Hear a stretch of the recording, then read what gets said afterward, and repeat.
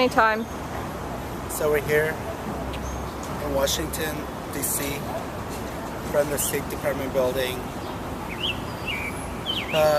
It'll be my second meeting as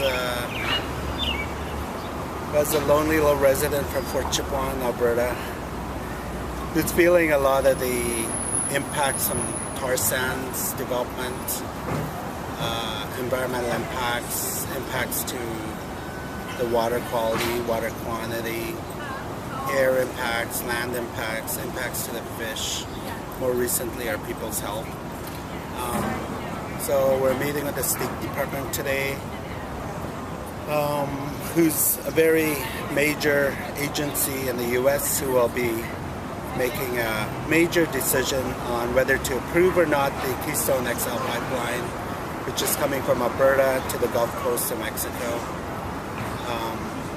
So there's been a lot of issues, a lot of concerns, a lot of different stakeholders, agencies, governments, politicians, oil companies, pipeline companies that are attempting to influence the State Department as well in terms of whether they should approve or not the Keystone XL pipeline. So today we'll be briefing them from my community in terms of some of the on-the-ground issues that they wouldn't otherwise hear from oil companies or lobbyists or politicians who come and meet with them regularly as well. So today we'll give them the truth as we see it.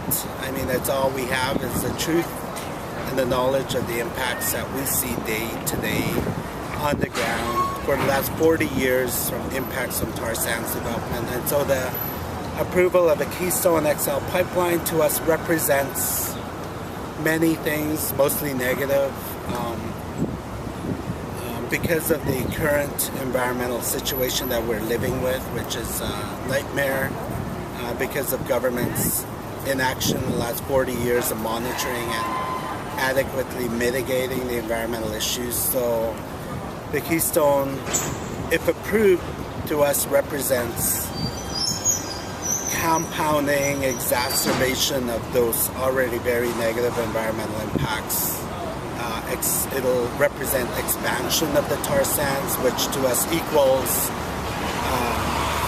further impacts, not only environmental impacts, but human rights issues, environmental justice issues, repeated infringements on our treaty rights to hunt, to fish, and to trap. So hopefully the State Department will take seriously into account what we tell them today and subsequently in their decision making